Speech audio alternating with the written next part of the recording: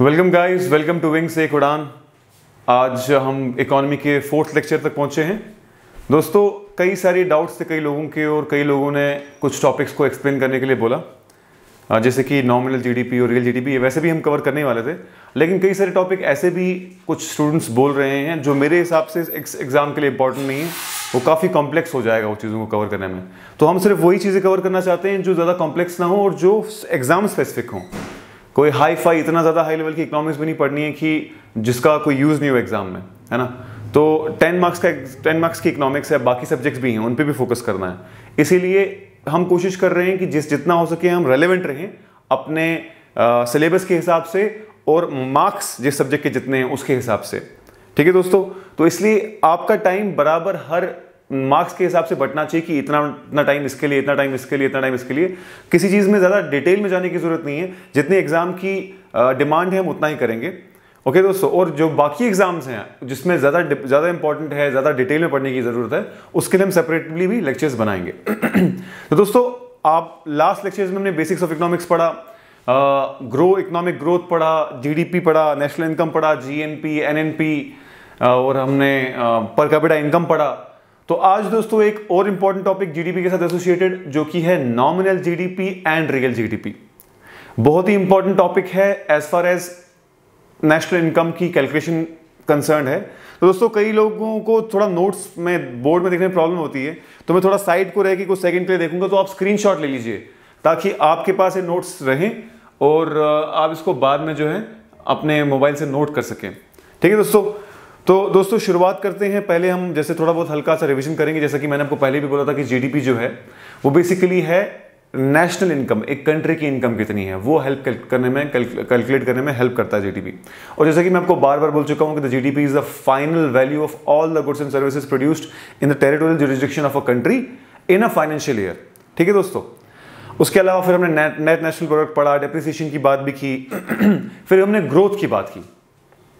दोस्तों, ग्रोथ की मैंने कहा एग्जांपल दी थी आपको, अगर आपको याद होगा लेक्चर नंबर 2nd या 3rd में है, जिसमें मैंने आपको बताया था कि अगर आपकी इनकम 100 रुपीज़ है 2015 में, फिर 2016 में वो 110 हो गई, 2017 में वो 115 हो गई, और परसेंटेज के हिसाब से हमने कैलकुलेट किया था कि अगर ग्रोथ स्लो डाउन हो रही है, ग्रोथ कम हो रही है, तो इसका मतलब ये नहीं है कि जीडीपी कम हो रहा है।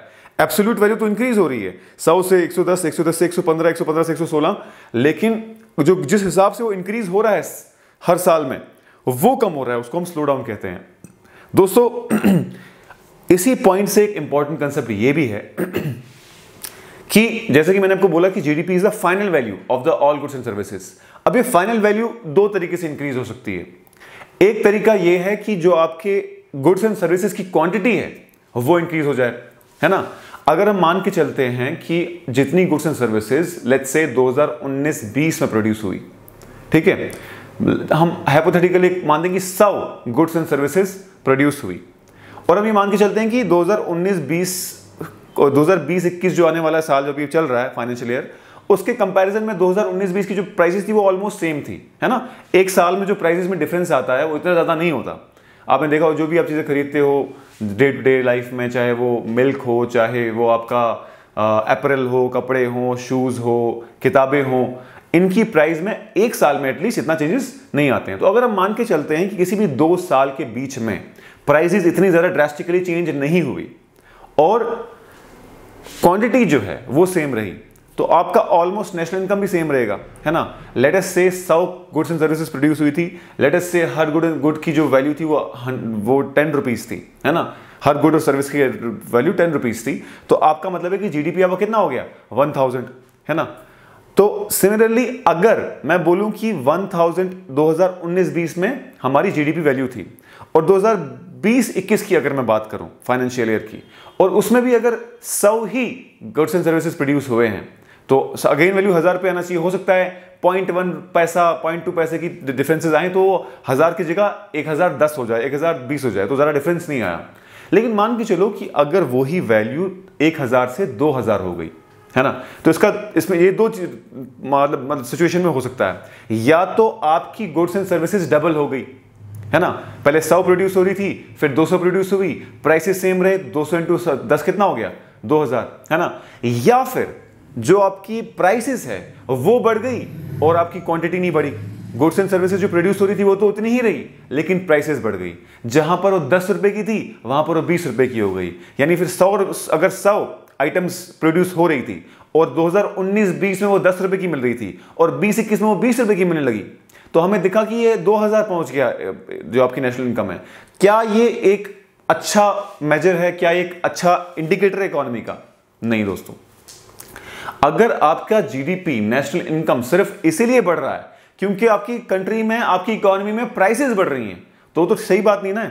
इसका मतलब ये नहीं है कि गुड्स एंड सर्विसेज इंक्रीज हो रहा है, वेजेस इंक्रीज हो रही हैं, आपकी जॉब्स क्रिएट हो रही हैं। इसका मतलब सिंपली इतना है कि एक साल के अंदर इतनी ज्यादा प्राइसेस, इतनी ज्यादा इन्फ्लेशन होगी आपकी इकोनॉमी में कि वो जीडीपी जो है वो बढ़ा हुआ दिखता है, लेकिन इतना है नहीं, है ना। इसकी मिसाल आप ऐसे ले सकते हो दोस्तों कि आप बोलते हो कि आपके जो घर में ये है, आपके घर की जो इनकम है ना, आपके घर में जब इनकम आपने कैलकुलेट की 2019-20 में, तो आपकी घर की इनकम थी लेट्स से 100 रुपए, ठीक है। तो आपकी इनकम 100 रुपए थी और आपका एक्सपेंडिचर कितना होगा? ऑब्वियसली 100 रुपए ही होगा उस महीने में। अगर मैं बोलूं कि चलो एक्सपेंडिचर पॉइंट ऑफ व्यू से मैं देखता हूं कि मेरा जीडीपी क्या, आपको याद होगा जीडीपी कैलकुलेट करने के 3 तरीके थे, है ना। आउटपुट मेथड, एक्सपेंडिचर मेथड और वेजेस मेथड। तो हम एक्सपेंडिचर मेथड से देखते हैं कि हमने एक्सपेंडिचर कितना किया। मैं कहता हूं कि भाई एक साल हमने जो है 1000 रुपये खर्चा किया, है ना। एक साल में हमने 1000 रुपये खर्चा किया और अगले साल हमने 2000 रुपये खर्चा किया। तो इसका मतलब क्या जरूरी है कि हम अर्न ज्यादा कर रहे हैं? क्या जरूरी है कि गुड्स एंड सर्विसेज प्रोड्यूस ज्यादा हो रही हैं? या फिर ये भी हो सकता है कि प्राइसेस बढ़ गई और हमें 1000 रुपये उधार लेने पड़े, तब कहीं जाके हम 2000 के खर्चे कर पाए, है ना। जो डे टू डे चीज हमें, जो हर रोज की जरूरियात थी, उसके लिए जो हमें पैसा चाहिए था, वो मतलब वो इन जो आपकी जरूरियात का जो कीमत थी वो बढ़ गई, ना कि आपकी इनकम बढ़ गई, है ना। तो मान लो एक इकोनॉमी में 100 आइटम्स प्रोड्यूस हो रही हैं और उसकी एक पर्टिकुलर साल में पैसा जो बन के बनाया वो 1000 रुपये, यानी 10 रुपए की हर चीज थी, और अगले साल वही नेशनल इनकम 2000 हो रही है। तो मेरे दिमाग में सवाल आएगा, ये प्राइसेस इंक्रीज होने की वजह से नेशनल इनकम इंक्रीज हुई या फिर आपकी गुड्स एंड सर्विसेज इंक्रीज हो गए? ऐसा भी तो हो सकता था ना कि 100 आइटम की जगह 200 आइटम प्रोड्यूस हुई और प्राइसेस तकरीबन सेम रही, तब 2000 हो गया। तो ये इस सेंस में एक अच्छा इकोनॉमिक ग्रोथ माना जा सकता था। इसी कंफ्यूजन को दूर करने के लिए जीडीपी को 2 तरीके से कैलकुलेट किया जाता है, नॉमिनल जीडीपी और रियल जीडीपी, ठीक है दोस्तों। नॉमिनल जीडीपी का मतलब ये हो गया, जो भी प्राइसेस एग्जिस्ट कर रही थी उस वक्त मार्केट में, उस प्राइसेस को आपने इस्तेमाल किया और आपने जीडीपी निकाल दिया। यानी तो total number of goods and services calculate किया, उनकी प्राइसेस कैलकुलेट की, उनको मल्टीप्लाई किया, ऐड किया, आपके सामने जीडीपी हाजिर है। लेकिन अगर मैं बोलूं कि 2019-20 में जीडीपी लेट्स से आपका 100 रुपीज था और 2020-21 में वह 200 रुपीज हो गया, तो मुझे एग्जैक्टली पता नहीं है कि ये प्राइसेस इंक्रीज हो रही हैं कि गुड्स एंड सर्विसेज इंक्रीज हो रही हैं। इस चीज को जानने के लिए कि क्या ये प्राइसेस इंक्रीज हो रही हैं या फिर गुड्स एंड सर्विसेज इंक्रीज हो रही हैं, एक पैरामीटर हमने और कैलकुलेट किया, इसको कहते हैं हम रियल जीडीपी। रियल जीडीपी दोस्तों, बेसिकली रियल जीडीपी ये है कि जो आपकी total number of items produce हो रही हैं, उनको आपने देखा कि भाई ये है 100 नंबर ऑफ आइटम जो प्रोड्यूस हुई, जो 100 नंबर ऑफ गुड्स और सर्विसेज प्रोड्यूस हुए, वो आपने 100 लाया और आपने प्राइसेस इस साल की इस्तेमाल नहीं की, करंट प्राइसेस इस्तेमाल नहीं की, आपने पिछले साल किसी पुराने साल की इस्तेमाल की, कोई एक ऐसा साल जिसमें कोई इकोनॉमिक अपहेवल्स ना हो, जिसमें कोई ऐसा कोई इकोनॉमिक शॉक्स ना हुए हों जिसकी वजह से प्राइसेस जो है वॉलेटाइल हो सकती थी। दोस्तों ऐसे साल को हम कहते हैं बेस ईयर, ठीक है दोस्तों।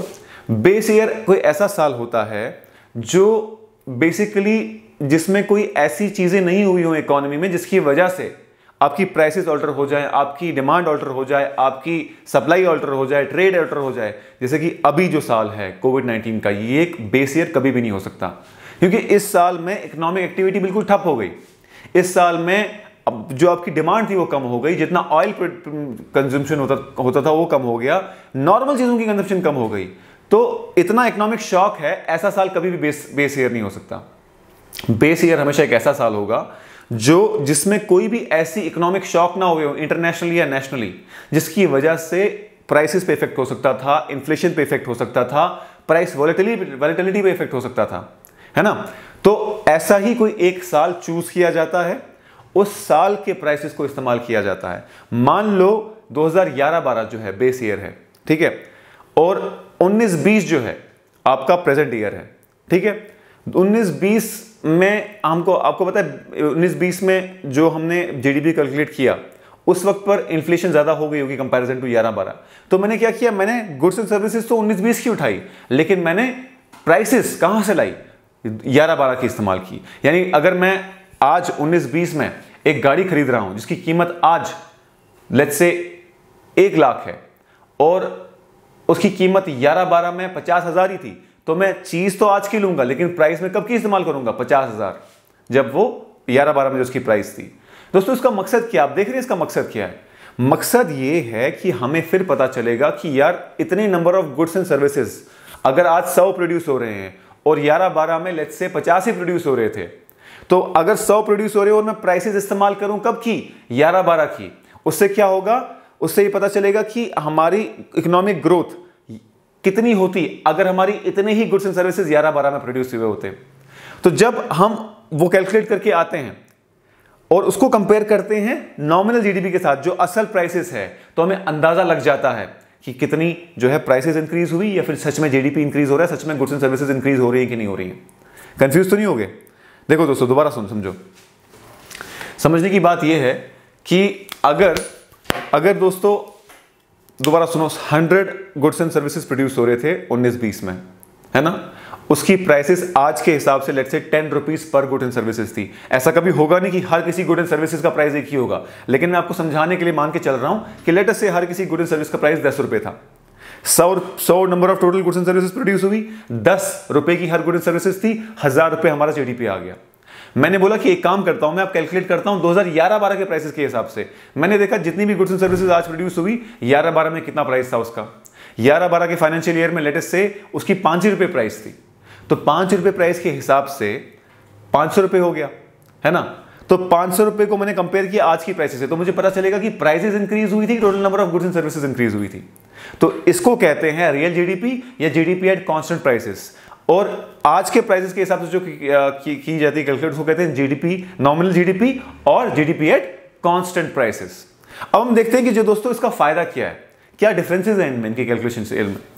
जो जीडीपी है दोस्तों, एक तो पहली बात, सबसे बड़ी बात, नॉमिनल जीडीपी में आपको अंदाजा नहीं लगता कि इन्फ्लेशन की वजह से हो रहा है ये या फिर number of goods and services increase हुई हैं। लेकिन रियल जीडीपी में आपको पता चल जाएगा साफ साफ कि भैया आपकी जो इकोनॉमिक ग्रोथ है वो गुड्स एंड सर्विसेज की क्वांटिटी इंक्रीज हो रही है या सिर्फ प्राइस इंक्रीज होने की वजह से हो रहा है। तो this is also called as inflation adjusted GDP.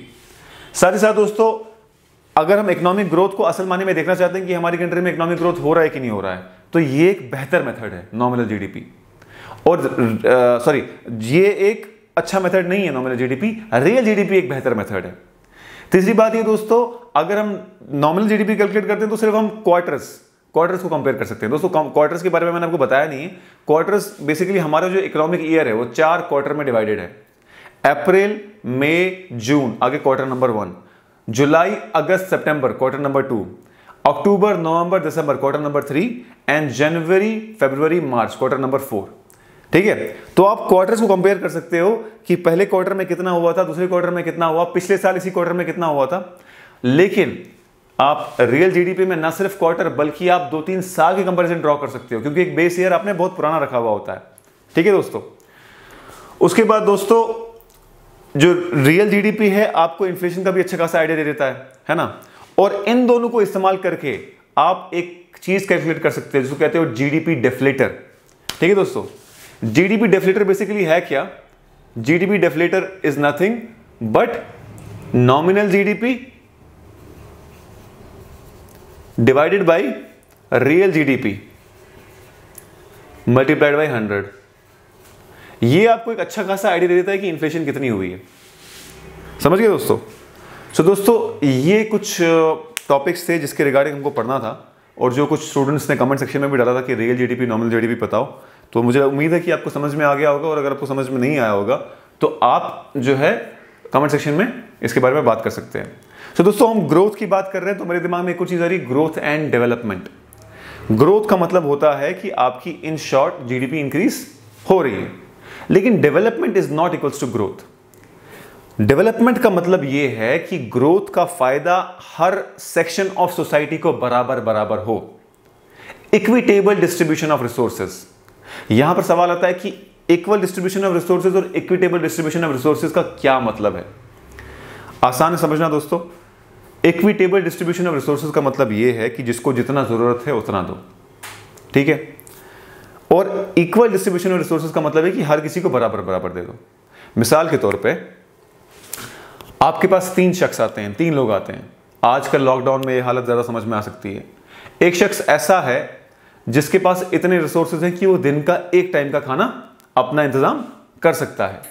एक शख्स ऐसा है जो एक भी टाइम का इंतज़ाम नहीं कर सकता, और एक शख्स ऐसा है जो तीनों के तीनों टाइम के खाने का इंतज़ाम कर सकता है, उसको किसी की ज़रूरत नहीं है। अब दोस्तों आपके पास लेट अस से 3 मील्स हैं, 3 टाइम की मील्स हैं, यानी 3 टाइम का खाना है। तो अगर आप इक्वल डिस्ट्रीब्यूशन ऑफ रिसोर्सेज करोगे तो आप हर किसी शख्स को एक एक मील प्रोवाइड करोगे, इक्वल डिस्ट्रीब्यूशन ऑफ रिसोर्सेज को। लेकिन जैसा कि हम जानते हैं कि जिस शख्स के पास तीनों मील्स का इंतजाम है उसको तो एक भी मील की जरूरत नहीं है, तो हम इसको एक भी मील नहीं देंगे, हम देंगे 2 मील्स ऐसे शख्स को जिसके पास सिर्फ 1 मील का इंतजाम था, और हम 1 मील उसको देंगे जिसके पास 2 मील का इंतजाम था, 1 मील का इंतजाम नहीं था। इसको कहते हैं इक्विटेबल डिस्ट्रीब्यूशन ऑफ रिसोर्सेज। तो डेवलपमेंट का मतलब यह हो गया कि ग्रोथ तो हो रही है, लेकिन ग्रोथ का फायदा हर किसी सेक्शन ऑफ सोसाइटी को बराबर बराबर मिल रहा है। इक्विटेबल डिस्ट्रीब्यूशन ऑफ रिसोर्सेज हो रही है। जिसको ज्यादा जरूरत है उसको ज्यादा मिल रहा है, जिसको कम जरूरत है उसको कम मिल रहा है, और जिसको बिल्कुल जरूरत नहीं उसको कुछ नहीं मिल रहा। ठीक है दोस्तों, तो ग्रोथ और डेवलपमेंट में ये डिफरेंस है। मुझे उम्मीद है कि आपको समझ में आया होगा। दोस्तों लौटेंगे कुछ और अच्छे लेक्चर्स के साथ, कुछ डिटेल लेक्चर्स के साथ आने वाले वक्त में। बाकी आजकल लॉकडाउन भी है, मूवमेंट में भी थोड़ा रिस्ट्रिक्शंस हैं, तो हमें वीडियो लेक्चर अपलोड करने में थोड़ा प्रॉब्लम हो रहा है, तो इसलिए थोड़ा बीच में गैप आ रहा है, और आई होप यू अंडरस्टैंड। दोस्तों अगर लेक्चर पसंद आया तो don't forget to subscribe, share and like and recommend to your friends also. तो मिलते हैं अगले वीडियो में, उम्मीद है जल्दी ही मिलेंगे, कल परसों जब भी, और तब तक के लिए खुदा हाफिज़, नमस्कार, आदाब, सत श्री अकाल।